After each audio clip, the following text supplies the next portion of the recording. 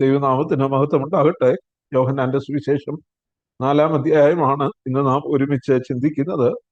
4-ാം അധ്യായത്തിന്റെ പ്രധാന ഭാഗം യേശു ശമരിയാക്കാരത്തി സ്ത്രീയുമായി സംസാരിക്കുന്നതാണ്. 1 മുതൽ 26 വരെയുള്ള വാക്യങ്ങളാണ് പ്രധാനമായിട്ടും യേശുവും ശമരിയ സ്ത്രീയും തമ്മിലുള്ള സംഭാഷണമായിട്ട് അവിടെ രേഖപ്പെടുത്തിയിരിക്കുന്നത്. തുടർന്ന് ആ സ്ത്രീ പട്ടണത്തിലേക്ക് പോയി തന്റെ പട്ടണവാസികളെയൊക്കെ വിളിച്ചുകൊണ്ട് യേശുവിന്റെ അടുക്കിലേക്ക് വരുന്നു. ശിഷ്യന്മാരെ തിരിച്ചു വരുന്നു. ആ സംഭവം 4-ാം അധ്യായത്തിൽ നമുക്ക് കാണുവാനായിട്ട് കഴിയും. എന്നാൽ യേശുവും ശമരിയക്കാരത്തിയും തമ്മിലുള്ള സംഭാഷണം ഇന്ന് നമുക്ക് പ്രധാനമായിട്ടും ഒരുമിച്ച് ചിന്തിക്കാം.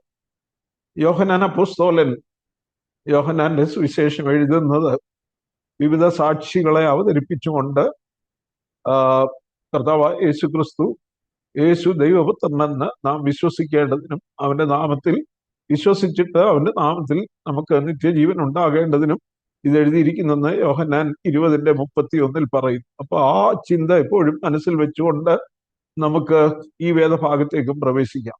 3-ാം അധ്യായത്തില് യേശു നിക്കോദിമോസിനോട് സംസാരിക്കുന്നു. നിക്കോദിമോസ് യേശുവിന്റെ അടുക്കൽ വന്നേച്ച് 3-ാം അധ്യായത്തിന്റെ 2-ാമത്തെ വാക്യം ഇപ്രകാരം പറയുന്നു: റബി, നീ ദൈവത്തിന്റെ അടുക്കൽ നിന്ന് ഉപദേഷ്ടാവായി വന്നിരിക്കുന്നു എന്ന് ഞങ്ങൾ അറിയുന്നു. അപ്പോ നിക്കോദിമോസ് കുറെ ആളുകൾക്ക് വേണ്ടി പരീശന്മാരുടെ കൂട്ടത്തിലെ പ്രമാണിയാണ്. എന്നാൽ കുറെ ആളുകളെ റെപ്രസെന്റ് ചെയ്താണ് അവിടെ സംസാരിക്കുന്നത്. നീ ദൈവത്തിന്റെ അടുക്കൽ നിന്ന് വന്നിരിക്കുന്നു, ഉപദേഷ്ടാവായി വന്നിരിക്കുന്നു എന്ന് ഞങ്ങൾ അറിയുന്നെന്ന് പറയുന്നു. അപ്പൊ നിക്കോദിമോസിന്റെ സാക്ഷ്യം അവിടെ നാം കാണുന്നു. എന്നാൽ 4-ാം അധ്യായത്തില് ഈ സ്ത്രീ അവള് കർത്താവുമായിട്ട് സംഭാഷിക്കുമ്പോൾ അവളുടെ ആ കർത്താവിനെ കുറിച്ചുള്ള അറിവ് വർദ്ധിച്ചു വരുന്നതായിട്ട് നമുക്ക് കാണുവാനായിട്ട് കഴിയും. അവൾ ആദ്യം പറയുന്നു, ആദ്യം യഹൂദനായിട്ട് മാത്രം കാണുന്നു, പിന്നെ തന്റെ ജീവിതത്തിന്റെ കാര്യങ്ങൾ സംസാരിക്കുമ്പോൾ നീ ഒരു പ്രവാചകൻ എന്ന് പറയുന്നു. എന്നിട്ട് അവസാനം പട്ടണത്തിൽ ചെന്ന് പട്ടണവാസികളോട് പറയുന്നു, ഞാൻ ചെയ്തതൊക്കെയും എന്നോട് പറഞ്ഞ ഒരു മനുഷ്യനെ വന്ന് കാൺമീൻ, അവൻ പക്ഷേ ക്രിസ്തു ആയിരിക്കുമോ എന്ന് പറഞ്ഞ് ആളുകളെ വിളിച്ചുകൊണ്ട് വരുന്നു. അപ്പോ എന്നാൽ ഈ മനുഷ്യരുടെ സാക്ഷ്യങ്ങള്, നിക്കോദിമോസിന്റെ സാക്ഷ്യമോ ഈ ശമരിയക്കാരത്തിയുടെ സാക്ഷ്യമോ എല്ലാറ്റിലും ഉപരിയായി കർത്താവ് തന്നെ കുറിച്ച് പറയുന്ന ഒരു സാക്ഷ്യവും ഇവിടെ നമുക്ക് കാണുവാനായിട്ട് കഴിയും. 25-ാമത്തെ വാക്യത്തിൽ സ്ത്രീ അവനോട് ചോദിക്കുന്നു, മശിഹ എന്ന് വെച്ചാൽ ക്രിസ്തു വരുന്നു എന്ന് ഞാൻ അറിയുന്നു, അവൻ വരുമ്പോൾ സകലവും അറിയിച്ചു തരും എന്ന് പറഞ്ഞു. യേശു അവളോട്, നിന്നോട് സംസാരിക്കുന്ന ഞാൻ തന്നെ മശിഹ എന്ന് പറയും. യേശു ക്രിസ്തു തന്റെ ദൈവത്വം സ്വന്തം വാക്കുകളിൽ വെളിപ്പെടുത്തുന്നതാണ് അവിടെ നമുക്ക് കാണുവാനായിട്ട് കഴിയുന്നത്. പലപ്പോഴും ക്രിസ്ത്യാനികളോട് മറ്റു മതസ്ഥർ, വിശേഷിച്ചും ഇസ്ലാം മതത്തിലുള്ളവർ ചോദിക്കുന്നൊരു ചോദ്യമാണ്, യേശു ദൈവം എവിടെയാണ് ബൈബിളിൽ സ്വയം അവകാശപ്പെട്ടതായിട്ട് പറഞ്ഞിരിക്കുന്നത്? വ്യക്തമായി ഇവിടെ പറയുന്നു, യേശു പറയുന്നു, നിന്നോട് സംസാരിക്കുന്ന ഞാൻ തന്നെ മശിഹ ആകുന്നു. അതിന് വ്യക്തമായൊരു ഉത്തരം ഇവിടെ തന്നെ പറയുന്നു. ഞാൻ ക്രിസ്തു ആകുന്നു എന്ന് യേശു അവളോട് പറയുന്നതായിട്ട് നമുക്ക് കാണുവാനായിട്ട് കഴിയും. കർത്താവ് പറയുന്നു, എനിക്ക് മനുഷ്യരുടെ സാക്ഷ്യം കൊണ്ട് ആവശ്യമില്ല എന്ന് പറയുന്നു. യോഹന്നാനോട് മനുഷ്യരുടെ സാക്ഷ്യമൊക്കെ നിക്കോദിമോസിന്റെയും ശമരിയക്കാരത്തിയുടെയും ഒക്കെ സാക്ഷ്യം ചൂണ്ടിക്കാണിക്കുന്നെങ്കിലും നഥനയേലിന്റെ സാക്ഷ്യം ചൂണ്ടിക്കാണിക്കുന്നു, അതുപോലെ യോഹന്നാൻ സ്നാപകന്റെ സാക്ഷ്യം ചൂണ്ടിക്കാണിക്കുന്നു.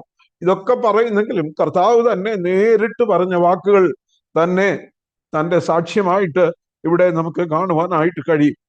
അപ്പോ യേശു തന്റെ ദൈവത്വം വെളിപ്പെടുത്തിയ ഒരു ഭാഗം കൂടെയാണ് നമുക്കിവിടെ, തന്റെ വാക്കുകളിലൂടെ വെളിപ്പെടുത്തിയ ഒരു ഭാഗമാണ് നമുക്കിവിടെ കാണുവാനായിട്ട് കഴിയുന്നത്. യോഹന്നാൻ അപ്പോസ്തലന് വിവിധ ആളുകളുമായിട്ടുള്ള യേശു ക്രിസ്തുവിന്റെ എൻകൗണ്ടർ, കണ്ടുമുട്ടലിലൂടെ യേശു ദൈവപുത്രൻ എന്നുള്ള ആ സത്യം വെളിപ്പെടുത്തുകയും ആവർത്തിച്ച് ഉറപ്പിക്കുകയും ചെയ്യുന്ന നമുക്ക് യോഹന്നാന്റെ സുവിശേഷത്തിലുടനീളം കാണുവാനായിട്ട് കഴിയും. ഇവിടെ നാം ഈ അധ്യായം പഠിക്കുമ്പോൾ തുടങ്ങുന്നത് ഇങ്ങനെയാണ്: യേശു യോഹന്നാനേക്കാൾ അധികം ശിഷ്യന്മാരെ ചേർത്ത് സ്നാനം കഴിപ്പിക്കുന്നു എന്ന് പരീശന്മാർ കേട്ടു എന്ന് കർത്താവ് അറിഞ്ഞപ്പോൾ ശിഷ്യന്മാർ അല്ലാതെ യേശു തന്നെ സ്നാനം കഴിപ്പിച്ചില്ല താനും. അവൻ യഹൂദ്യ ദേശം വിട്ട് പിന്നെയും ഗലീലയ്ക്ക് യാത്രയാകും. ഇപ്പൊ യേശു അതുവരെ യഹൂദ്യയിലായിരുന്നു, യഹൂദ്യ ദേശത്തായിരുന്നു. അവിടെ നിന്ന് ഗലീലയിലേക്ക് യേശു പോവുകയാണ്. അതിന്റെ വടക്ക് ഭാഗത്തേക്ക്. യെരുശലേമും യഹൂദ്യയും ഒക്കെ തെക്ക് ഭാഗത്തും അതിന്റെ വടക്ക് ഭാഗത്ത് ഗലീലയിലേക്ക് കർത്താവ് യാത്രയാകുന്നു. അങ്ങനെ പോകുന്നതിന്റെ കാരണം എന്താണ്? പരീശന്മാര് കേട്ടു യോഹന്നാൻ സ്നാപകനേക്കാൾ അധികം ശിഷ്യന്മാരെ ചേർത്ത് യേശു സ്നാനം കഴിപ്പിക്കുന്നു. അപ്പൊ ധാരാളം ആളുകള് യേശുവിന്റെ പിന്നാലെ കൂടുന്നു. യോഹന്നാന്റെ പിന്നാലെ കൂടിയപ്പോ തന്നെ അവർ ചോദിക്കാൻ ആളയച്ചു. യോഹന്നാനോട് ചോദിച്ചു, നീ ആരാന്ന് ചോദിച്ചു. അപ്പൊ ഇവിടെ യോഹന്നാന്റെ കൂടെ വന്നതിൽ കൂടുതൽ ആളുകൾ 3-ാം അധ്യായത്തിലും യോഹന്നാന്റെ ശിഷ്യന്മാര് യോഹന്നാനോട് അത് പറയുന്നതിനെ കുറിച്ച് നാം ചിന്തിക്കുകയുണ്ടായി. നിന്നേക്കാൾ കൂടുതൽ ആളുകൾ യേശുവിന്റെ അടുക്കൽ ചെല്ലുന്നെന്ന് യോഹന്നാന്റെ ശിഷ്യന്മാര് തന്നെ യോഹന്നാനോട് പറയുന്നു. യോഹന്നാൻ ആ കെണിയിൽ വീഴുന്നില്ല എന്നൊക്കെ നാം ഒരുമിച്ച് ചിന്തിച്ചതാണ്. അപ്പൊ ഇവിടെ പരീശന്മാരും അത് കേട്ടു. പരീശന്മാർ അത് കേൾക്കുമ്പോൾ യേശുവിനോടുള്ള ശത്രുത അവർക്ക് വർദ്ധിക്കുകയാണ്. അവരല്ലാതെ ആരുടെ കൂടെ മറ്റുള്ളവര് പോയാലും അവർക്ക് അതിനുള്ള എതിർപ്പുണ്ടാകും. അപ്പോ പരീശന്മാരോട് ഇപ്പോഴൊരു നേരിട്ടൊരു ഏറ്റുമുട്ടൽ വേണ്ട, അവരെ ഫേസ് ചെയ്യണ്ട എന്ന് യേശു വിചാരിച്ചിട്ടാണ് യേശു ഗലീലയിലേക്ക് പോകുന്നത്. അപ്പൊ യഹൂദയിൽ നിന്നും ഗലീലയിലേക്ക് പോകണമെങ്കിൽ, ഇസ്രായേലിന്റെ തെക്ക് വശത്ത് നിന്ന് വടക്കേ വശത്തേക്ക് പോകണമെങ്കിൽ കടന്നു പോകേണ്ട ഭാഗമാണ് ശമരിയ എന്ന് പറയുന്നത്. ഒരു ഡയറക്റ്റ് റൂട്ട്, അല്ലാതെ കോസ്റ്റൽ ഏരിയ ആയി കൂടെ പോകാം, അല്ലെങ്കിൽ അല്പം വളഞ്ഞ് പോകാനായിട്ട് കഴിയും. എന്നാൽ ഏറ്റവും എളുപ്പമുള്ള നേരിട്ടുള്ള റൂട്ട് എന്ന് പറയുന്നത്, വഴി എന്ന് പറയുന്നത് ശമരിയയിൽ കൂടെയാണ്. യേശു ശമരിയയിൽ കൂടി ഗലീലയിലേക്ക് പോകുന്നു. അങ്ങനെ നാം വായിക്കുമ്പോൾ അവൻ ശമരിയയിൽ കൂടി കടന്നു പോകേണ്ടി വന്നു.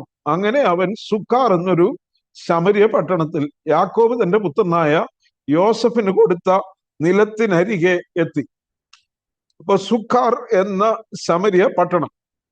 ഇവിടെ മറ്റൊരു കാര്യം കൂടെ നമുക്ക് മനസ്സിലാക്കാനായിട്ടുള്ളത്, ഈ ശമരിയ എന്ന് പറയുന്ന, അല്ലെങ്കിൽ ശമരിയർ എന്ന് പറയുന്ന ആളുകള് യേശുക്രിസ്തുവിനും 727 വർഷം മുമ്പ്, അതായത് BC 727 10 ഗോത്രങ്ങളായിരുന്ന ഇസ്രായേലിനെ അശൂര്യർ ആക്രമിച്ച് കീഴടക്കിയപ്പോൾ അവർ ഒത്തിരി പേരെ അവിടുന്ന് പിടിച്ചുകൊണ്ട് പോയി. 10 ഗോത്രങ്ങളിൽ നിന്നുള്ള വളരെയധികം ആളുകളെ പിടിച്ചുകൊണ്ട് പോയി പ്രവാസികളാക്കി അവരുടെ ദേശത്തേക്ക് കൊണ്ടുപോയി. എന്നാൽ കുറച്ച് സാധാരണക്കാരായ വലിയ കഴിവില്ലാത്ത ആളുകളെ അവിടെ വിട്ടേച്ചു പോയി. അവിടെ ഉണ്ടായിരുന്ന ആളുകൾ, ആ പ്രദേശത്തുണ്ടായിരുന്ന ആളുകൾ ചുറ്റുപാടുമുള്ള ജാതികളോടൊക്കെ ഇടകലർന്ന് ഒരു മിശ്ര വിവാഹം കഴിച്ച് ഒരു മിക്സഡ് റേസ് ഉണ്ടായി. ഒരു സമ്മിശ്ര ജാതി എന്ന് പറഞ്ഞ യഹൂദനും ജാതിയും കൂടെ കൂടിക്കലർന്ന ഒരു സമൂഹം ഉണ്ടായി. അവരെയാണ് ശമര്യർ എന്ന് അറിയപ്പെടുന്നത്.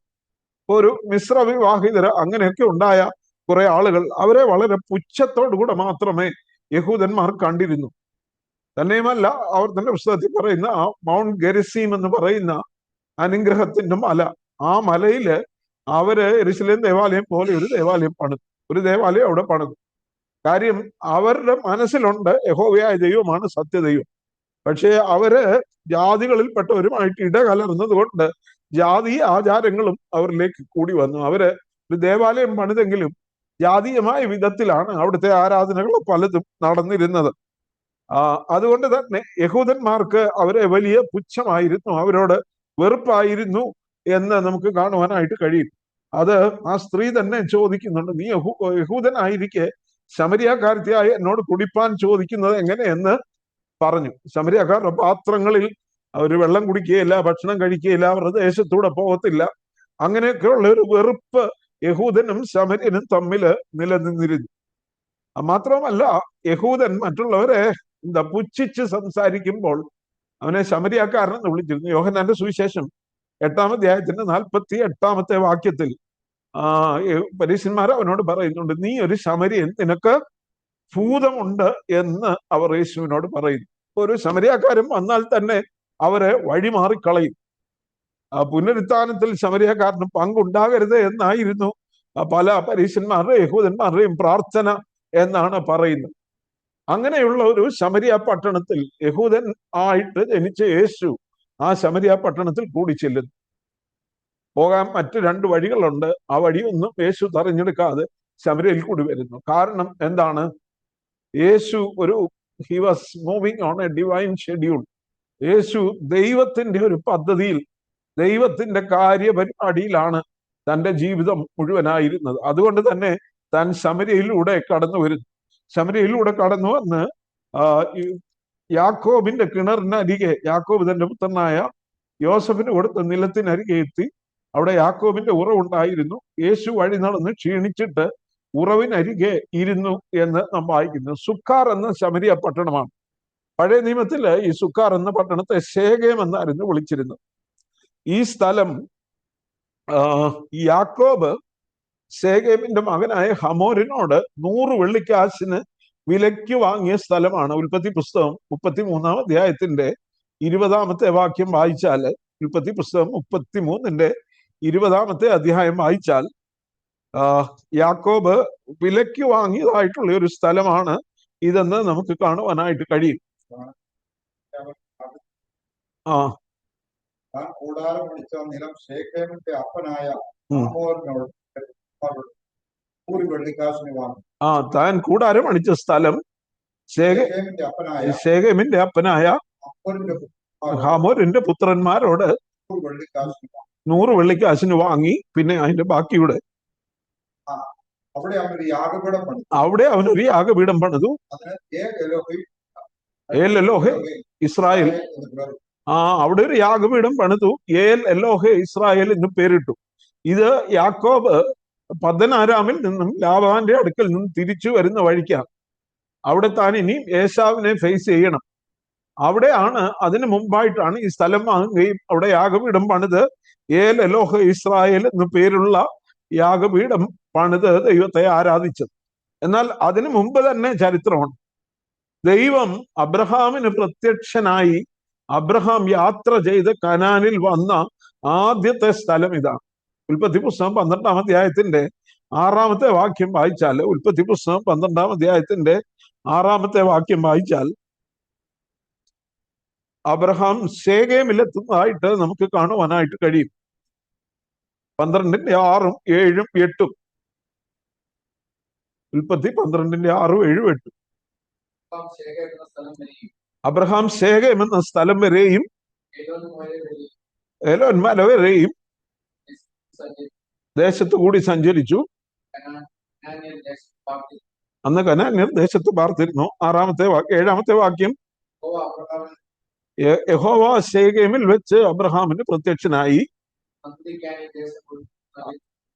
നിന്റെ സന്തതിക്കായി ഞാൻ ഈ ദേശം കൊടുക്കുമെന്ന് അരുളി ചെയ്തു.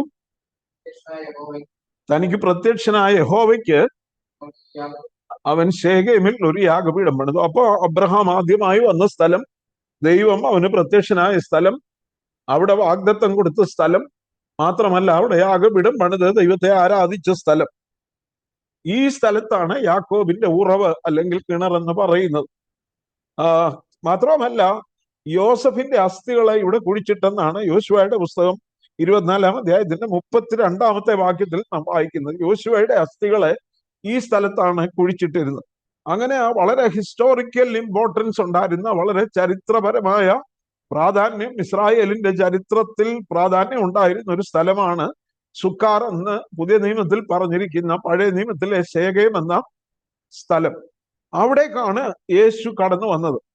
യേശു കടന്നു വന്നിട്ട് 6-ാമത്തെ വാക്യം, യോഹന്നാന്റെ സുവിശേഷം 4-ാം അധ്യായത്തിന്റെ 6-ാമത്തെ വാക്യം വായിച്ചാൽ, അവിടെ യാക്കോബിന്റെ ഉറവുണ്ടായിരുന്നു.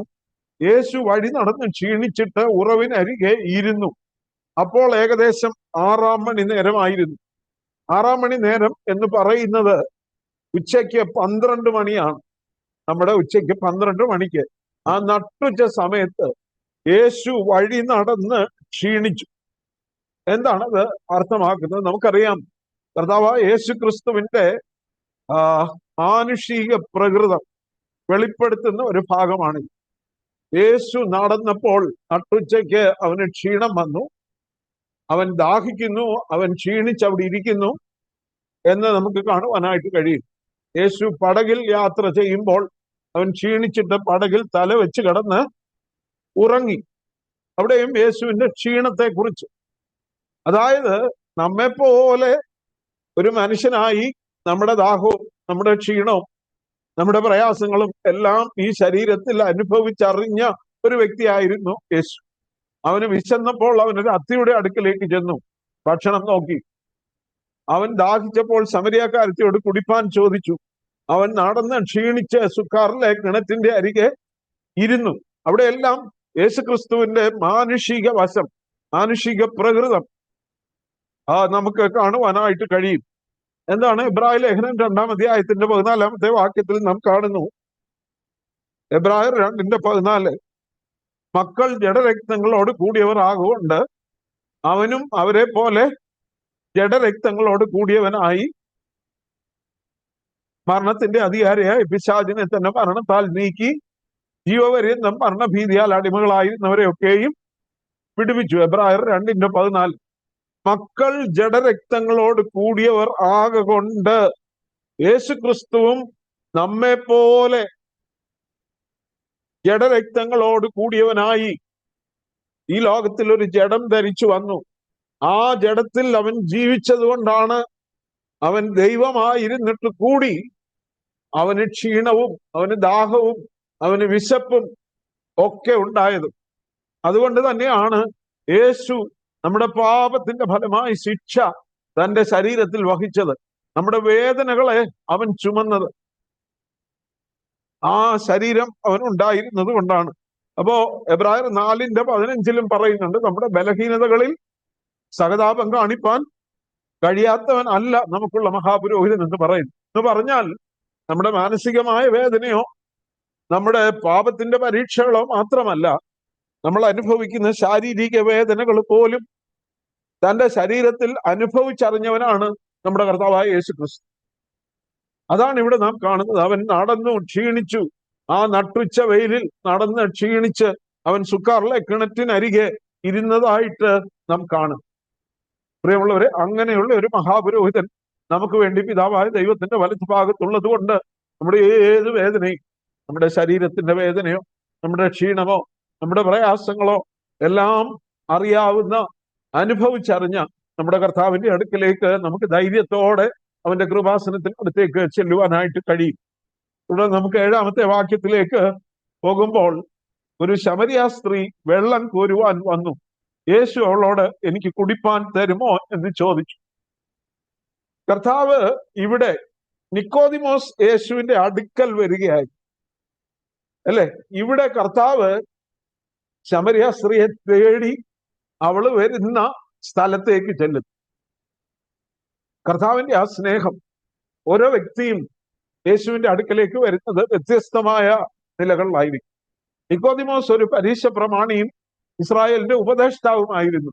അവന് തിരുവെഴുത്തുകളിൽ പഴയ നിയമത്തിൽ വലിയ വലിയ അറിവുണ്ടായിരുന്ന ഒരു മനുഷ്യനായിരുന്നു. അവൻ യേശു ചെയ്ത അത്ഭുതങ്ങളെ കണ്ടിട്ട് അവൻ യേശുവിന്റെ അടുക്കലേക്ക് വന്നു.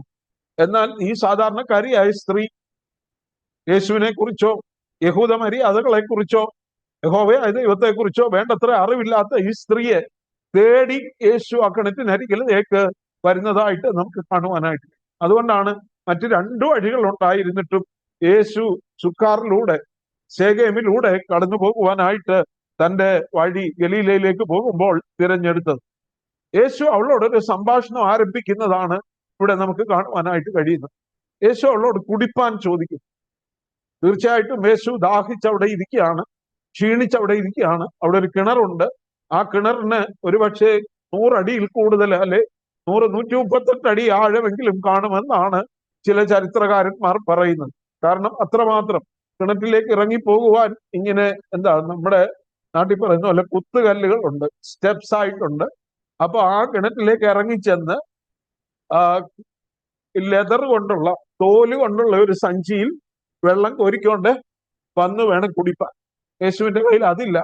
അഥവാ ഒരു തോൽ സഞ്ചി ഉണ്ടായിരുന്നെങ്കിൽ, വെള്ളം കോരാൻ പറ്റിയൊരു തോൽ സഞ്ചി ഉണ്ടായിരുന്നെങ്കിൽ, ശിഷ്യന്മാര് ഭക്ഷണം വാങ്ങിക്കാൻ പോയപ്പം, പട്ടണത്തിലേക്ക് പോയപ്പോ അവർ ആ തോൽ സഞ്ചി കൂടെ കൊണ്ടുപോയി കാണുമായിരിക്കും. ഏതായാലും യേശുവിന്റെ കയ്യിൽ പാത്രമില്ല എന്ന് നമുക്ക് കാണുവാനായിട്ട് കഴിയും. നീ ഒരു യഹൂദനായിരിക്കെ ശമരിയാക്കാരത്തിയായ എന്നോട് കുടിപ്പാൻ ചോദിക്കുന്നത് എങ്ങനെ? 11-ാമത്തെ വാക്യത്തിൽ പറയുന്നു, നിനക്ക് കോരുവാൻ പാത്രമില്ലല്ലോ, കിണറ് ആഴമുള്ളതാകുന്നു എന്ന് പറയുന്നു. അപ്പൊ ഈ ആഴമുള്ള കിണറ്റിൽ നിന്ന് ഈ കല്ലേൽ ഇറങ്ങിച്ചെന്ന് കോരിക്കൊണ്ട് വരാൻ നിനക്ക് പാത്രമില്ലല്ലോ എന്ന് ആ സ്ത്രീ ചോദിക്കുക. യേശു അവിടെ ഒരു സംഭാഷണം ആരംഭിക്കുവാൻ വേണ്ടി, കാരണം ശമരിയാക്കാരന്റെ പാത്രത്തിൽ യഹൂദൻ വെള്ളം കുടിക്കത്തില്ല. ശമരിയാക്കാരന്റെ പാത്രം മലിനപ്പെട്ട പാത്രമാണ്. യഹൂദനായി നീ എങ്ങനെയാണ് ഞാൻ കോരിക്കൊണ്ടുവരുന്ന വെള്ളം ഞാൻ കോരിക്കൊണ്ടുവരുന്ന പാത്രത്തിൽ നിന്ന് കുടിക്കാനായിട്ട് നിനക്ക് കഴിയുന്നത് എന്നാണ് ആ സ്ത്രീ യേശുവിനോട് ചോദിക്കുന്നത്. പറഞ്ഞല്ലോ, യേശു അവിടെ ഒരു സംഭാഷണം ആരംഭിക്കുക. ആ സംഭാഷണം പുരോഗമിക്കുന്നതായിട്ട് നമുക്ക് 26 വരെയുള്ള വാക്യങ്ങളിൽ കാണുവാനായിട്ട് കഴിയും. ആ സംഭാഷണം പുരോഗമിക്കുമ്പോൾ അവൾക്ക് യേശുവിനെ കുറിച്ചുള്ള അറിവ് ഇങ്ങനെ വർദ്ധിച്ചു വരും. Gradually her knowledge about Jesus Christ was increasing. അവൾ ഇങ്ങനെ ക്രമേണ അവള് യേശുവിനോടുള്ള സമ്പർക്കത്തിൽ, സംഭാഷണത്തിൽ ആയിരിക്കുമ്പോൾ അവൾക്ക് യേശുവിനെ കുറിച്ചുള്ള അറിവ് വർദ്ധിച്ചു വരിക. നമുക്ക് ചില വാക്യങ്ങൾ നോക്കാം. ഇവിടെ ഒന്നാമത് പറയുന്നു, നീ യഹൂദൻ ആയിരിക്കെ നീ ശമരിയക്കാരത്തിയായ എന്നോട് കുടിപ്പാൻ ചോദിക്കുന്നത്. അപ്പൊ അവൾ ആദ്യം യേശുവിനെ എങ്ങനെ മനസ്സിലാക്കിയത്? ആസ് മിയർലി എ ജൂ, ഒരു യഹൂദൻ മാത്രമായിട്ടാണ് മനസ്സിലാക്കുന്നത്. പിന്നീട് ആ സംഭാഷണം അങ്ങോട്ട് നീങ്ങിപ്പോകുമ്പോൾ അവള് പറയുന്നു, 12ാമത്തെ വാക്യത്തില് കിണറാഴമുള്ളതാകുന്നു. കർത്താവ് അതിനു മുമ്പ് പറഞ്ഞു, നിന്നോട് കുടിപ്പാൻ ചോദിക്കുന്നവൻ ആരെന്നും നീ അറിഞ്ഞിരുന്നേ നീ അവനോട് ചോദിക്കുകയോ അവൻ ജീവനുള്ള വെള്ളം നിനക്ക് തരികയും ചെയ്യുമായിരുന്നു എന്ന് പറയുമ്പോഴും അവള് സാധാരണ വെള്ളത്തെ കുറിച്ച് മാത്രമാണ് ചിന്തിക്കുന്നത്. യേശു ജീവജലത്തെ കുറിച്ച് അവളോട് പറയുമ്പോൾ അവള് സാധാരണ ജലത്തെ കുറിച്ചാണ് ചിന്തിക്കുന്നത്. എന്നാൽ താഴോട്ട് വരുമ്പോൾ അവള് പറയുന്നു, നീ നമ്മുടെ പിതാവായ യാക്കോബിനേക്കാൾ നീ വലിയവനോ? Are you greater than Jacob? Are you not a Jew? നീ ഒരു യഹൂദനല്ലേ? നീ യാക്കോബിനേക്കാൾ വലിയവനാണോ? നീ യാക്കോബിനേക്കാൾ, പിതാവായ യാക്കോബിനേക്കാൾ വലിയവനാണോ എന്ന് ചോദിക്കുന്നു. പിന്നീട് അങ്ങോട്ട് പോകുമ്പോൾ 19ാമത്തെ വാക്യത്തിൽ അവളുടെ ജീവിതത്തെ തൊടുമ്പോൾ അവള് പറയുന്നു, നീ ഒരു പ്രവാചകനാകുന്നു എന്ന് പറയും. അവസാനം 25 മുതൽ 30 വരെയുള്ള വാക്യങ്ങളിൽ അവള് യേശുവിനെ ക്രിസ്തുവായിട്ട്, മസീഹയായിട്ട് തിരിച്ചറിയും. അപ്പൊ ആ സംഭാഷണം മുന്നോട്ട് പോയിക്കൊണ്ടിരിക്കുമ്പോൾ അവൾക്ക് യേശുവിനെ കുറിച്ചുള്ള അറിവ് വർദ്ധിച്ചു വരിക. ആദ്യം ഒരു യഹൂദൻ എന്ന് കാണുന്നു, പിന്നെ യാക്കോബിനേക്കാൾ വലിയവനാണോ എന്ന് ചോദിക്കുന്നു, പിന്നെ പ്രവാചകനാണെന്ന് പറയുന്നു, പിന്നീട് ക്രിസ്തുവാണ്, മസീഹയാണ് എന്നുള്ള തിരിച്ചറിവ് അവർക്ക് ലഭിക്കുന്നു. നമുക്കും നാം ദൈവസന്നിധിയിൽ ഇരുന്നെങ്കിൽ മാത്രമേ, ദൈവത്തോടുള്ള സംഭാഷണത്തിൽ, ദൈവത്തോടുള്ള സംസർഗത്തിൽ നാം ആയിരുന്നെങ്കിൽ മാത്രമേ കർത്താവിനെ കൂടുതലായിട്ട് നമുക്ക് അറിയാനായിട്ട് കഴിയത്തുള്ളൂ. ഒന്ന് കണ്ട് സംസാരിച്ചേച്ച് നമ്മൾ ഓടിച്ചെന്നൊന്ന് പ്രാർത്ഥിച്ച് ഒരു വാക്യവും വായിച്ചങ്ങ് പോയാലൊന്നും കർത്താവിനെ അറിയേണ്ടതുപോലെ അറിയാൻ നമുക്ക് കഴിയത്തില്ല. ദൈവസന്നിധിയിൽ ഇരിക്കണം. നമ്മള് ഇംഗ്ലീഷിൽ പറയാൻ to know Jesus you must stay tuned, അല്ലെ? ആ ബന്ധം വിട്ടുപോകാതെ തുടർമാനമായിട്ട് ആ ശബ്ദം കേട്ടുകൊണ്ടിരുന്നാൽ, ആ വചനം ധ്യാനിച്ചു കൊണ്ടിരുന്നാൽ, അവനോട് പ്രാർത്ഥനയിൽ അവനോട് സംഭാഷിച്ചു കൊണ്ടിരുന്നാൽ നമുക്ക് കൂടുതൽ കർത്താവിനെ അറിയുവാനായിട്ട് കഴിയും. പ്രിയമുള്ളവരെ, നമ്മുടെ അറിവ് ഒരിക്കലും പൂർണ്ണമല്ല, അല്ലേ? മോശ പുറപ്പാട് പുസ്തകം 33-ാം അധ്യായത്തില് പറയുന്നുണ്ട്, നിനക്ക് എന്നോട് കൃപയുണ്ടെങ്കിൽ ഞാൻ നിന്നെ അറിയുമാറാകട്ടെ. നിനക്ക് എന്നോട് കൃപയുണ്ടെങ്കിൽ ഞാൻ നിന്നെ അറിയുമാറാകട്ടെ. 40 രാവും 40 പകലും യേശുവിന്റെ കൂടെ ഇരുന്ന മനുഷ്യനാ, ഇത്രയും കാലം കൂടെ നടന്ന മനുഷ്യനാ. എന്നിട്ടും പറയുന്നത്, എനിക്ക് ഇനിയും പിന്നെ നിന്നെ കുറച്ചുകൂടെ അറിയണം. അത് തന്നെയാണ് ഫിലിപ്പി ലേഖനം 3-ാം അധ്യായത്തിന്റെ 10ാമത്തെ വാക്യത്തിൽ അപ്പോസ്തലനായ പൗലോസ് പറയും. ദമസ്കോസിന്റെ പടിവാതിൽക്ക് വെച്ച് യേശുവിനെ കണ്ടതാ, ആ വലിയ പ്രകാശം കണ്ടതാ. പിന്നെ എത്രയോ തവണ പൗലോസുമായിട്ട് യേശു നേരിട്ട് സംഭാഷിക്കും, നേരിട്ട് അവനെ ധൈര്യപ്പെടുത്തും. ഏത് കൊരിന്തിലൊക്കെ ചെല്ലുമ്പം കർത്താവ് രാത്രിയിൽ എന്നോട് വന്നേച്ചു പറഞ്ഞു, നീ ഈ പട്ടണം ഭയപ്പെടരുത്, ഈ പട്ടണത്തിൽ എനിക്ക് ജനമുണ്ട്, നീ ധൈര്യപ്പെട്ട് പ്രസംഗിക്കുക. പല തവണയും യേശു നേരിട്ട് സംഭാഷിച്ചതാണ്. എന്നാൽ ഫിലിപ്പിയർക്ക് എഴുതുമ്പം, റോമയിലെ കാരാഗ്രഹത്തിൽ നിന്ന് എഴുതുമ്പം പറയുന്നത് എങ്ങനെയാ?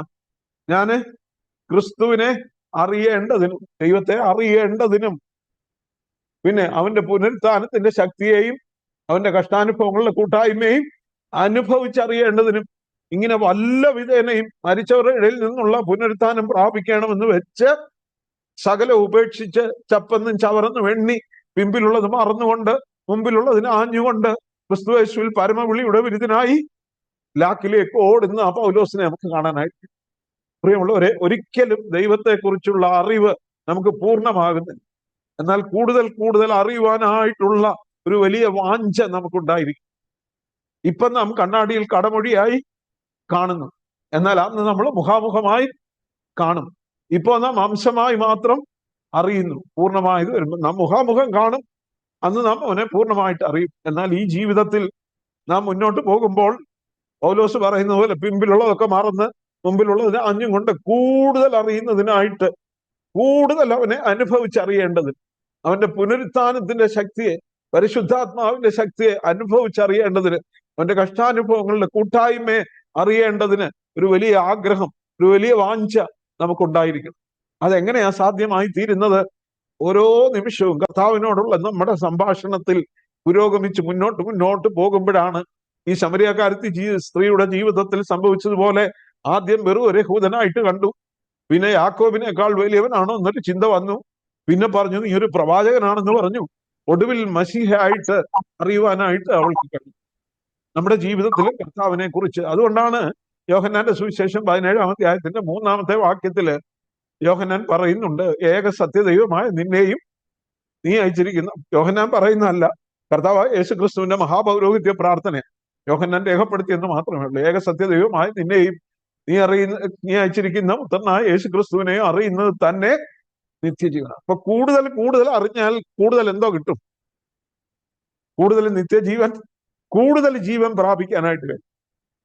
കുറച്ചറിഞ്ഞാൽ കുറച്ച് ജീവനേ ഉള്ളൂ. കൂടുതൽ അറിയുന്തോറും ജീവന്റെ അളവ് വർദ്ധിച്ചു വരും. കർത്താവ് ഈ സംഭാഷണത്തിലും ആ ശമരിയക്കാരത്തിക്ക് വെളിപ്പെടുത്തുന്നത് ആ സത്യമാണെന്ന് നമുക്ക് കാണുവാനായിട്ട് കഴിയും. നിക്കോദിമോസിനോട് യേശു പറഞ്ഞു, നീ വീണ്ടും ജനനം പ്രാപിക്കണം. നിക്കോദിമോസിനോട് പറയുമ്പോൾ Jesus was speaking about A new birth, ഒരു പുതുജനനത്തെ കുറിച്ചായിരുന്നു സംസാരിക്കുന്നത്. എന്നാൽ ഇവിടെ ഈ സ്ത്രീയോട് സംസാരിക്കുമ്പോൾ യേശു എന്താ പറയുന്നത്? ലിവിങ് വാട്ടറിനെ കുറിച്ചാണ് പറയുന്നത്, ജീവ ജലത്തെ കുറിച്ചാണ് പറയുന്നത്. അതുകൊണ്ടാണ് കർത്താവ് സംഭാഷണം ആരംഭിക്കുന്നത്, നീ എനിക്ക് കുടിപ്പാൻ തരുമോ എന്ന് പറഞ്ഞാണ്.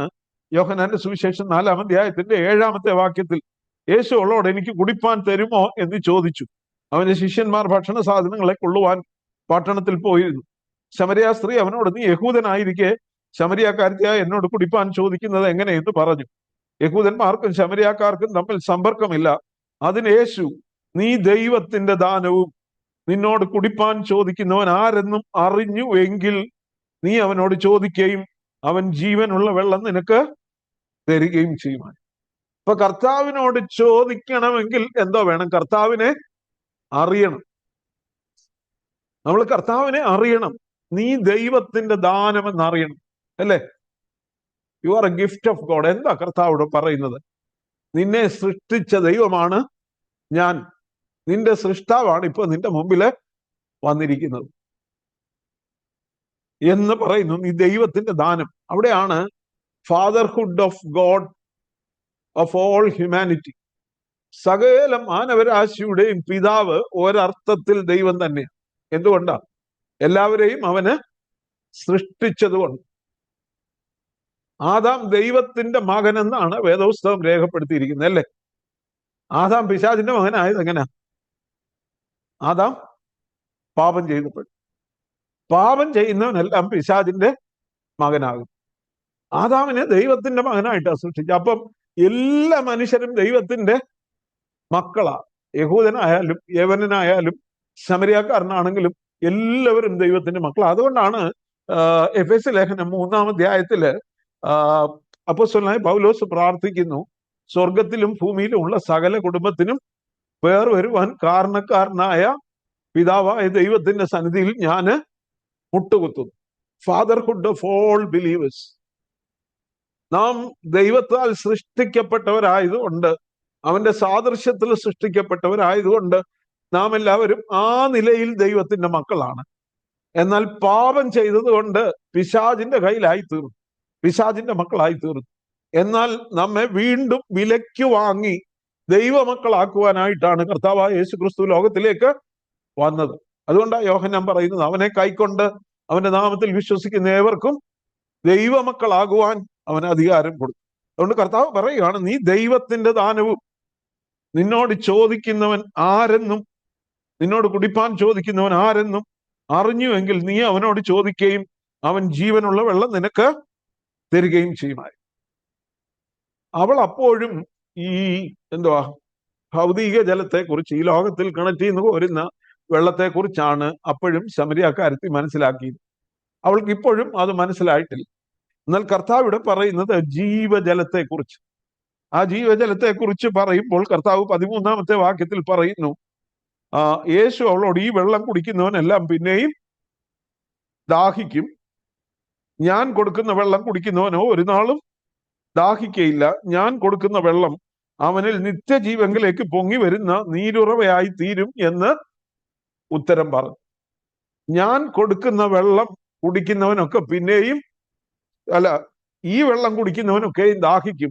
ഞാൻ കൊടുക്കുന്ന വെള്ളം കുടിക്കുന്നവനോ ഒരു നാളും ദാഹിക്കയില്ല. ഞാൻ കൊടുക്കുന്ന വെള്ളം അവനിൽ നിത്യജീവങ്കിലേക്ക് പൊങ്ങി വരുന്ന നീരുറവയായി തീരും എന്ന് പറഞ്ഞു. ഇപ്പൊ കർത്താവായ യേശു ക്രിസ്തു കൊടുക്കുന്നതായിട്ടുള്ള ജീവന്റെ ജലം, കർത്താവ് ഇത് തന്നെ പറയുന്നുണ്ട്. യോഹന്നാന്റെ സുവിശേഷം 7-ാം അധ്യായത്തിന്റെ 37-ാമത്തെ വാക്യം നോക്കിയാല്, യോഹന്നാന്റെ സുവിശേഷം 7-ാം അധ്യായത്തിന്റെ 37-ാമത്തെ വാക്യം നോക്കിയാൽ, യേശു ഉത്സവത്തിന്റെ മഹാദിനമായ ഒടുക്കത്തെ നാളിൽ യേശു നിന്നുകൊണ്ട്, ദാഹിക്കുന്നവനെല്ലാം എൻ്റെ അടുക്കൽ വന്ന് കുടിക്കട്ടെ, എന്നിൽ വിശ്വസിക്കുന്നവന്റെ ഉള്ളിൽ നിന്ന് തിരുവെഴുത്ത് പറയുന്നത് പോലെ ജീവജലത്തിന്റെ നദികൾ ഒഴുകും എന്ന് വിളിച്ചു പറഞ്ഞു. അപ്പോ ഈ വെള്ളം കുടിക്കണമെങ്കിൽ എന്താ വേണം? യേശുവിൽ വിശ്വസിക്കണം. വിശ്വസിക്കുന്നവന്റെ ഉള്ളിലാണ് ജീവജലത്തിന്റെ നദികൾ ഉണ്ടാകുന്നത്. ആ ജീവജലം ലോകത്തില് ആര് തരുന്ന വെള്ളം കുടിച്ചാലും പിന്നെ ദാഹിക്കും. ആര് തരുന്ന ഭക്ഷണം കഴിച്ചാലും പിന്നെ വിശക്കും. ആര് തരുന്ന പണം വാങ്ങിച്ചാലും പിന്നെയും പണത്തിന് ആവശ്യം വരുവോ അല്ലെങ്കിൽ പോരായ്മ വരുവോ ഉണ്ടാകും. ലോകം എന്തോ തന്നാലും അതൊന്നും നമ്മെ സംതൃപ്തിപ്പെടുത്തത്തില്ല. ലോകം തരുന്നത് എപ്പോഴും ലോകം തരുന്നതിന് എപ്പോഴും പോരായ്മ. ലോകത്തിൽ ആരെന്തോ സുഖ സൗകര്യങ്ങൾ തന്നാലും, ഡോക്ടർമാര് സൗഖ്യം തന്നാലും, ആര് സൗഖ്യം തന്നാലും പിന്നെയും രോഗം വരും. ആര് കുടിപ്പാൻ തന്നാലും പിന്നെയും ദാഹിക്കും. അങ്ങനെ കർത്താവ് അത് ചൂണ്ടിക്കാണിക്കുന്നതായിട്ട് നമുക്ക് കാണുവാനായിട്ട്, ഈ ലോകം തരുന്ന എല്ലാ സൗഭാഗ്യങ്ങളും വാഗ്ദത്തങ്ങളും ആരെയും തൃപ്തിപ്പെടുത്തുകയും, യഥാർത്ഥ സംതൃപ്തി എവിടെ മാത്രമേ നമുക്ക് കണ്ടെത്താനായിട്ട് കഴിയത്തുള്ളൂ? യേശുക്രിസ്തുവിൽ മാത്രമേ കണ്ടെത്തുവാൻ കഴിയത്തുള്ളൂ. True satisfaction is found in Jesus only. യേശുവിൽ മാത്രം. അതുകൊണ്ടാ കൊച്ചുഞ്ഞി ഉദ്ദേശിച്ച് പാടി, ലോകം തരും സുഖം എനിക്ക് വേണ്ട, കേമന്മാർ ലിസ്റ്റിൽ പേരും വേണ്ട. ലോകം തരുന്ന സുഖമോ ലോകത്തിന്റെ സൗഭാഗ്യമോ ഒന്നും നമ്മെ ഒരിക്കലും സംതൃപ്തിപ്പെടുത്തുകയില്ല. ഈ സ്ത്രീ ഇപ്പോഴും ഭൗതിക ജലത്തെ കുറിച്ചാണ് ചിന്തിച്ചുകൊണ്ടിരുന്നത്. അവള് അങ്ങനെ സംസാരിച്ചു കൊണ്ടിരിക്കുമ്പോൾ നമുക്ക് കാണുവാനായിട്ട് കഴിയും, അവള് ചോദിക്കുകയാണ്, നീ യാക്കോബിനേക്കാൾ, കർത്താവ് പറയുന്നു, നിന്നോട് കുടിപ്പാൻ ചോദിക്കുന്നവൻ ആരെന്നും, നീ ദൈവത്തിന്റെ ദാനവും നിന്നോട് കുടിപ്പാൻ ചോദിക്കുന്നവൻ ആരെന്നും അറിഞ്ഞുവെങ്കിൽ നീ അവനോട് ചോദിക്കുകയും അവൻ ജീവനുള്ള വെള്ളം നിനക്ക് തരികയും ചെയ്യുമായിരുന്നു എന്ന് പറയുമ്പോൾ, സ്ത്രീ അവനോട് വീണ്ടും പറയുകയാണ്, യജമാനെ നിനക്ക് കോരുവാൻ. അവൾ അപ്പോഴും ആ കിണറ്റിൽ കിടക്കുന്ന വെള്ളത്തെക്കുറിച്ച് മാത്രമാണ് ചിന്തിക്കുന്നത്. നിനക്ക് കോരുവാൻ പാത്രമില്ലല്ലോ, കിണർ ആഴമുള്ളതാകുന്നു, നീ പിന്നെ ജീവനുള്ള വെള്ളം നിനക്ക് എവിടെ നിന്ന്? നമ്മുടെ പിതാവായ യാക്കോബിനേക്കാൾ നീ വലിയവനും. എന്നാൽ കർത്താവിനോടുള്ള സംഭാഷണത്തിൽ ഓർത്ത് നോക്കണം, he started believing something is happening in her heart, അല്ലേ? അവളുടെ ഹൃദയത്തിൽ എന്തോ ഒരു വ്യത്യാസം ഉണ്ടാകുന്നു. എന്നോട് ഈ സംസാരിക്കുന്ന ആള് ഒരു സാധാരണ വ്യക്തി അല്ലെന്ന് അവള് മനസ്സിലാക്കി. അവള് ചോദിക്കുന്നു, നീ യാക്കോബിനേക്കാൾ വലിയവനാണോ? യാക്കോബാ ഞങ്ങൾക്ക് ഈ കിണർ തന്നത്. അപ്പൊ അവളുടെ ആ ചിന്താഗതി മാറുന്നതായിട്ട് നമുക്ക് കാണുവാനായിട്ട് കഴിയും. പ്രിയമുള്ളവരെ, ദൈവത്തിന്റെ വചനം ഒരു വ്യക്തിയുടെ അടുക്കിലേക്ക് ചെല്ലുമ്പോഴാണ് ആ രൂപാന്തരം ക്രമേണ ഉണ്ടായിക്കൊണ്ടിരിക്കും. അപ്പോ ചിലപ്പം ഒരിക്കൽ കേട്ടത് കൊണ്ട് അവനൊരു രൂപാന്തരം ഉടനെ വന്നെന്ന് വരത്തില്ല. പലതവണ ആവർത്തിച്ച് കേൾക്കുമ്പോഴാണ് ആ രൂപാന്തരം പൂർണ്ണമാകും. ഒരു മരം താഴെ വീഴണമെങ്കിൽ ഒരു വെട്ട് വെട്ടിയാൽ പറ്റത്തില്ല, ഒരേ വെട്ട് തന്നെ വെട്ടണം. മാത്രമല്ല വെട്ടുപാട്ടിൽ തന്നെ വീണ്ടും വെട്ടണം, അല്ലേ? അവിടെ ഇവിടെ മരത്തിന്റെ ചുറ്റും നടന്ന് അങ്ങും എല്ലാം വെട്ടിയ മരം വീഴത്തില്ല. പക്ഷെ വെട്ടുപാട്ടിൽ തന്നെ വീണ്ടും വെട്ടണം എന്ന് പറഞ്ഞതുപോലെ ഒരു വ്യക്തിയോട് സുവിശേഷം അറിയിക്കുമ്പോൾ പിന്നെയും പിന്നെയും അവൻ ദൈവവചനം കേൾക്കാനുള്ള സാഹചര്യം ഉണ്ടാക്കും. ദൈവവചനമാണ് വ്യക്തികളെ രൂപാന്തരപ്പെടുത്തുന്നത്. കർത്താവിന്റെ വായിൽ നിന്ന് പുറപ്പെട്ട വചനം അവളുടെ ഉള്ളിലേക്ക് കടന്നു ചെല്ലുന്നു. നിന്നോട് ചോദിക്കുന്നവൻ നീ ദൈവത്തിന്റെ ദാനമെന്നും നിന്നോട് ചോദിക്കുന്നവൻ ആരെന്നും അവൻ നിനക്ക് ജീവനുള്ള വെള്ളം തരുമെന്ന് നീ അറിഞ്ഞിരുന്നു എങ്കിൽ എന്ന് കർത്താവ് പറയുമ്പോൾ, നീ അവനോട് ചോദിക്കുമായിരുന്നു എന്ന് പറയുമ്പോൾ അവളുടെ ഉള്ളില് ഒരു വ്യാപാരം നടക്കുകയാണ്. അവളുടെ ഉള്ളിൽ ഒരു രൂപാന്തരം ആരംഭിക്കുകയാണ്. അവൾ യാക്കോബിനേക്കാൾ വലിയവനായിട്ട് യേശുവിനെ കാണുന്നു. പിന്നീട് യേശു പറയുന്നു, ഞാൻ കൊടുക്കുന്ന വെള്ളം നിനക്ക് നിത്യജീവങ്കിലേക്ക് പൊങ്ങി വരുന്ന ഉറവയായിട്ട്. സങ്കീർത്തനം 37 സങ്കീർത്തനത്തിലാണ് തോന്നുന്നു, അവിടെ നാം വായിക്കുന്നു, നിന്റെ ആനന്ദ നദി നീ അവരെ കുടിപ്പിക്കുന്നു. നിന്റെ പക്കൽ ജീവന്റെ ഉറവുണ്ടല്ലോ, നിന്റെ ആനന്ദ നദി നീ അവരെ കുടിപ്പിക്കുന്നു. കർത്താവിങ്കിലേക്ക് വരുമ്പോൾ ആണ് യഥാർത്ഥ സന്തോഷവും സംതൃപ്തിയും ഒരു വ്യക്തി പ്രാപിക്കുന്നതെന്ന് നമുക്ക് കാണുവാനായിട്ട് കഴിയും. പിന്നെയും ആ സംഭാഷണം പുരോഗമിക്കുകയാണ്. കർത്താവ് അവളോട് പറഞ്ഞു. എന്നിട്ട് അവള് അപ്പോൾ വീണ്ടും ചോദിക്കുകയാണ്. 15-ാമത്തെ വാക്യം, സ്ത്രീ അവനോട്, യജമാനെ, എനിക്ക് ദാഹിക്കാതെയും ഞാൻ കോരുവാൻ ഇവിടത്തോളം വരാതെയും ഇരിക്കേണ്ടതിന് ആ വെള്ളം എനിക്ക് തരണമെന്ന് പറഞ്ഞു. അപ്പോഴും അവള് ചിന്തിക്കുന്നത്, കർത്താവ് ഈ വെള്ളം അവൾക്ക് കൊടുത്താല് ഇനി മേലാൽ ഇവിടെ വെള്ളം കോരാൻ വരണ്ട, അവൾക്ക് ദാഹിക്കുകയുമില്ലല്ലോ, അതുകൊണ്ട് പിന്നെ വെള്ളം കോരാൻ വരണ്ട എന്ന് വീണ്ടും ഭൗതികമായി ഉള്ള ഒരു ജലത്തെക്കുറിച്ച് മാത്രമാണ് അവൾ ചിന്തിക്കുന്നത്. എന്നാൽ ആ സംഭാഷണം യേശു വഴിതിരിച്ചു വിടുന്നു. യേശു അവളുടെ ജീവിതത്തെ തൊടുകയാണ്. കർത്താവ് എന്തോ പറയുന്നു? 16-ാമത്തെ വാക്യം, യേശു അവളോട് പറഞ്ഞു, പോയി ഭർത്താവിനെ വിളിച്ചുകൊണ്ടു. രണ്ടുദ്ദേശമുണ്ട്. ഒന്ന്, യഹൂദ റബിമാര് ഒരിക്കലും ഒരു സ്ത്രീയോട് പരസ്യമായി സംഭാഷണം നടത്തത്തില്ല. അതിന് സ്വന്തം ഭാര്യയോട് പോലും ഒരു പബ്ലിക് പ്ലേസിൽ വെച്ച് സംഭാഷിക്കുകയില്ലായിരുന്നു എന്നാണ് പറയുന്നത്. ഇവിടെ യേശു ഈ സ്ത്രീയോട് സംഭാഷിക്കുന്നു. എന്നാൽ ഇപ്പോൾ അവളുടെ ഭർത്താവിന്റെ സാന്നിധ്യത്തിൽ ഞാൻ നിന്നോട് സംസാരിക്കാം എന്നാണ് തുടർന്ന് കർത്താവ് ആവശ്യപ്പെടുന്നത്. മാത്രമല്ല, അവളുടെ ഉള്ള അവസ്ഥ അറിഞ്ഞ കർത്താവ് അവളുടെ ജീവിതത്തെ തൊടുന്നൊരു ചോദ്യം ചോദിക്കുക. അവൾ അപ്പോൾ പറയുന്നു, എനിക്ക് ഭർത്താവില്ല എന്ന് സ്ത്രീ അവനോട് ഉത്തരം പറഞ്ഞതിന്, എനിക്ക് ഭർത്താവില്ല എന്ന് നീ പറഞ്ഞത് ശരി, 5 ഭർത്താക്കന്മാർ നിനക്കുണ്ടായിരുന്നു, ഇപ്പോഴുള്ളവനോ ഭർത്താവ് അല്ല, നീ പറഞ്ഞത് സത്യം തന്നെ എന്ന് യേശു പറഞ്ഞു. അവളുടെ ഉള്ള അവസ്ഥ അറിയാവുന്ന യേശു, അവിടെ ജീവിതത്തെ മുഴുവനായിട്ട് അറിയാവുന്ന യേശു. നീ എന്ത് മറച്ചു വെച്ചാലും അതെന്റെ മുമ്പാകെ നഗ്നവും മലർന്നതുമായിട്ടിരിക്കുന്നു. You cannot cover up before me. എന്റെ മുമ്പിൽ നിനക്കൊന്നും മറച്ചു വെക്കുവാൻ കഴിയുകയില്ല. പ്രിയമുള്ളവരെ, കർത്താവിന്റെ അടുക്കൽ വരുമ്പോൾ നമുക്കൊന്നും മറച്ചു പിടിച്ചുകൊണ്ട് ചെല്ലുവാനായിട്ട് കഴിയത്തില്ല. ഉള്ള അവസ്ഥയിൽ നാം ആയിരിക്കുന്നത് പോലെ കർത്താവിന്റെ അടുക്കലേക്ക് കടന്നു ചെല്ലും. നമ്മുടെ ഹൃദയങ്ങളെ അറിയുന്ന, നാം ജനിക്കുന്നതിന് മുമ്പേ നമ്മെ അറിഞ്ഞ ദൈവം, ഓരോ നിമിഷത്തെയും കാര്യങ്ങൾ നാം ഓർക്കാത്തത് പോലും അറിയുന്ന കർത്താവ് അവളുടെ ജീവിതത്തെ തൊടുകയാണ്. മാത്രമല്ല, അവളോട് പറയുന്നു, 5 ഭർത്താക്കന്മാർ നിനക്കുണ്ടായി. ഒരുപക്ഷെ അവൾ 5 വിവാഹം കഴിച്ചു, 5 വിവാഹവും പരാജയപ്പെട്ടു. അത് അവളുടെ കുഴപ്പം മാത്രമാണെന്ന് പറയാൻ കഴിയുകയില്ലായിരിക്കാം. ഒരുപക്ഷെ ഈ ഭർത്താക്കന്മാർ ഇട്ടേച്ചു പോയതായിരിക്കാം. എന്തോ നമുക്കറിയില്ല, വേദപുസ്തകമായിട്ട് തെളിവൊന്നും തരുന്നില്ല. പക്ഷെ 5 വിവാഹം അവൾ കഴിച്ചു, 5 വിവാഹങ്ങളും പരാജയപ്പെട്ടു. എന്നാൽ ഇപ്പോൾ ഒരു മനുഷ്യന്റെ കൂടെ താമസിക്കുന്നു, അവനെ വിവാഹം കഴിച്ചിട്ടുമില്ല. ഇന്നത്തെ ഭാഷയിൽ പറഞ്ഞാൽ ലിവിങ് ടുഗദർ. അതുകൊണ്ടാണ് നീ പറഞ്ഞത് ശരിയെന്ന് കർത്താവ്, ഇപ്പോഴുള്ളവൻ നിന്റെ ഭർത്താവല്ല, കൂടെ താമസിക്കുന്നുവെന്ന് മാത്രമേ. ഒരു വിവാഹ ബന്ധമില്ലാതെ കൂടെ താമസിക്കുന്നതിനെ കർത്താവ് ഭർത്താവെന്ന് പറയുന്നില്ല. ദൈവം ഇത് അംഗീകരിക്കുന്നില്ല. ഇന്നത്തെ സമൂഹം അതിനെ പല പേരുകളിൽ വിളിച്ചാലും ദൈവം ഇത് അംഗീകരിക്കുന്നില്ല, കർത്താവ് ഇതിനെ അംഗീകരിക്കുന്നില്ല എന്ന് നമുക്ക് കാണുവാനായിട്ട് കഴിയും. അവിടെ അവളെ തകർക്കപ്പെടുക, അവളുടെ ജീവിതത്തെ തൊട്ടു, അവളുടെ ഉള്ള അവസ്ഥ അറിഞ്ഞ എനിക്ക് ഇനി ഒന്നും ഈ വ്യക്തിയുടെ മുമ്പിൽ മറച്ചു പിടിക്കാനില്ല എന്ന് അവൾ പൂർണ്ണമായിട്ടും മനസ്സിലാക്കുന്നു. അവൾ അപ്പോഴാണ് പറയുന്നത്, സ്ത്രീ അവനോട് 19-ാമത്തെ വാക്യം, യജമാനെ നീ ഒരു പ്രവാചകൻ എന്ന് ഞാൻ കാണും. ഞാൻ പറഞ്ഞല്ലോ, ആ റിയലൈസേഷൻ ഇങ്ങനെ കൂടി കൂടി കൂടി വരിക. യേശുവിനെ കുറിച്ചുള്ള അവളുടെ അറിവ് ഇങ്ങനെ പ്രോഗ്രസ് ചെയ്യുക, വർദ്ധിച്ചു വർദ്ധിച്ചു വരിക. ആദ്യം വെറും ഒരു യഹൂദനായിട്ട് കണ്ടവൾ, പിന്നെ യാക്കോബിനേക്കാൾ വലിയവനായിട്ട് കണ്ടവൾ, ഇപ്പോൾ അവളുടെ ജീവിതത്തെ തൊട്ടപ്പോൾ അവൾ പറയുകയാണ്, നീ ഒരു പ്രവാചകൻ എന്ന് ഞാൻ കാണും. അനേകരുടെയും ജീവിതത്തെ തൊടുമ്പോൾ മാത്രമാണ് അവര് വ്യക്തിപരമായി കർത്താവിനെ കുറച്ചുകൂടെ അറിയുവാനായിട്ട് തുടങ്ങുന്നത്. അവളുടെ ജീവിതത്തെ തൊട്ടു. അപ്പോൾ അവള് മിടുക്കിയ, അല്ലെ, സാമർത്ഥ്യമുള്ള സ്ത്രീയാ.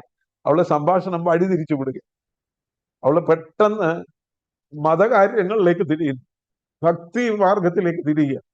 അവള് നീ ഒരു പ്രവാചകൻ എന്ന് ഞാൻ കാണുന്നു എന്ന് പറഞ്ഞിട്ട് പിന്നെ അവളുടെ ഒരു റിലീജിയസ് ഡൗട്ട്, അല്ലയോ, അവളുടെ ഒരു മതപരമായ സംശയം ചോദിക്കുകയാണ്.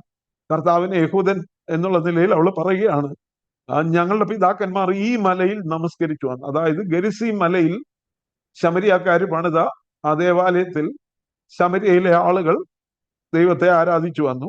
നമസ്കരിക്കേണ്ടുന്ന സ്ഥലം യെരുശലേമിലാകുന്നു എന്ന് നിങ്ങൾ പറയുന്നു എന്ന് പറഞ്ഞു.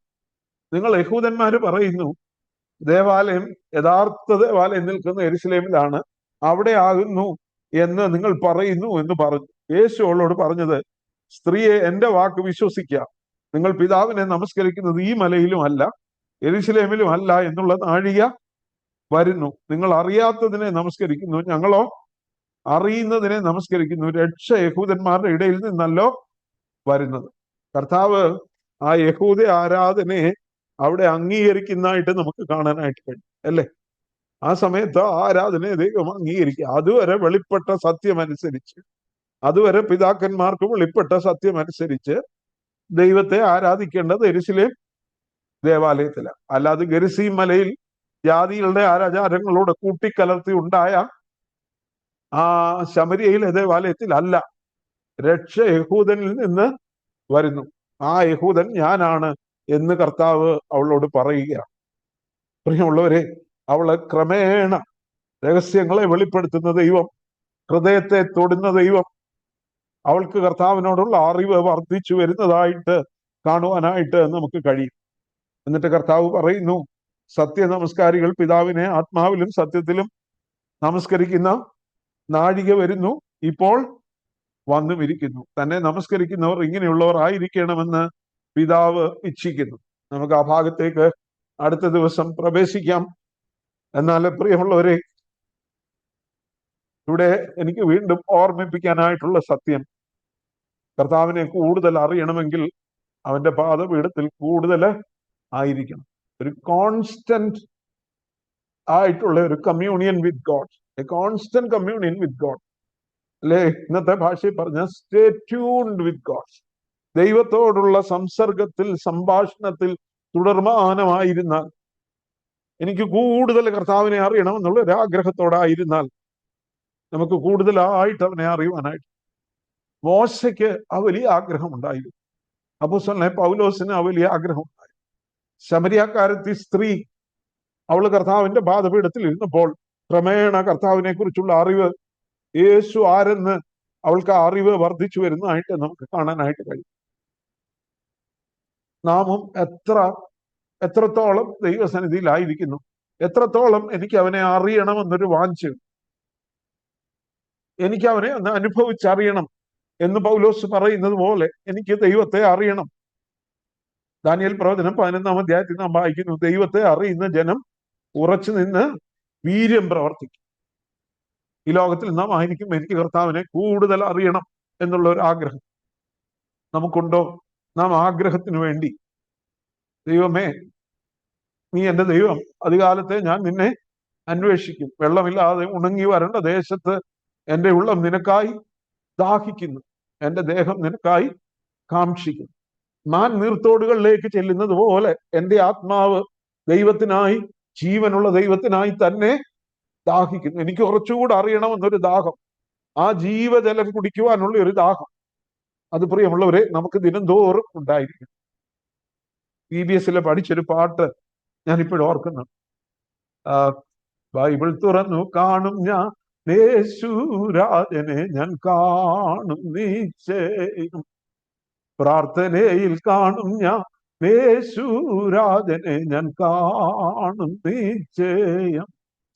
ദൂതർ മധ്യേ കാണും ഞാൻ യേശുരാജനെ, ഞാൻ കാണും നിശ്ചയം. എങ്ങനെയാ കർത്താവിനെ കാണുന്നത്? ബൈബിൾ തുറന്ന് കാണും ഞാൻ യേശുരാജനെ, പ്രാർത്ഥനയിൽ കാണും ഞാൻ യേശുരാജനെ. ദൈവമക്കളോടുള്ള കൂട്ടായ്മയിൽ നമുക്ക് കർത്താവിനെ കൂടുതൽ അനുഭവിച്ചറിയാം. നമുക്ക് ആ സങ്കീർത്തനക്കാരൻ കോരഹപുത്രന്മാരുടെ ധ്യാനം പോലെ മാൻ നീർത്തോടുകളിലേക്ക് ചെല്ലുവാൻ കാക്ഷിക്കുന്നത് പോലെ എൻ്റെ ആത്മാവ് ദൈവത്തിനായി, ജീവനുള്ള ദൈവത്തിനായി, ആ ജീവജലം കുടിപ്പാനുള്ള ഒരു ദാഹം എനിക്കുണ്ടോ എന്ന് ഈ രാത്രി നമുക്കൊന്ന് ശോധന ചെയ്യാം. കർത്താവ്, എനിക്ക് കുറച്ചുകൂടെ നിന്നെ ഒന്ന് അറിയണം, നിന്റെ പുനരുത്ഥാനത്തിന്റെ ശക്തിയെ ഒന്ന് അനുഭവിച്ചറിയണം, നിന്റെ കഷ്ടാനുഭവങ്ങളുടെ കൂട്ടായ്മയെ ഒന്ന് അറിയണം. ഇങ്ങനെ വല്ല വിധേനയും മരിച്ചവരുടെ ഇടയിൽ നിന്ന് പുനരുത്ഥാനം പ്രാപിക്കണം. അതിനായിട്ട് ഞാൻ എല്ലാം ഉപേക്ഷിച്ച് ചപ്പെന്നും ചവറെന്നും എണ്ണി പിമ്പിലുള്ളതൊക്കെ മറന്ന് മുമ്പിലുള്ളതിന് ആഞ്ഞും കൊണ്ട് ഞാൻ അങ്ങയുടെ അടുക്കിലേക്ക് ഓടി വരികയാണ്. വിശ്വാസത്തിന്റെ നായകനും പൂർത്തി വരുത്തുന്നവനുമായ യേശുവിനെ നോക്കിക്കൊണ്ട് നമുക്ക് ആ ദാഹത്തോടെ, ആ ജീവജലത്തിനുള്ള വാഞ്ചയോടെ കർത്താവിന്റെ സന്നിധിയിലേക്ക് കടന്നു എല്ലാം ദൈവത്തിന്റെ പരിശുദ്ധാത്മാവ് നമ്മെ സഹായിക്കട്ടെ, ഒരുക്കട്ടെ എന്ന് പ്രാർത്ഥിക്കും.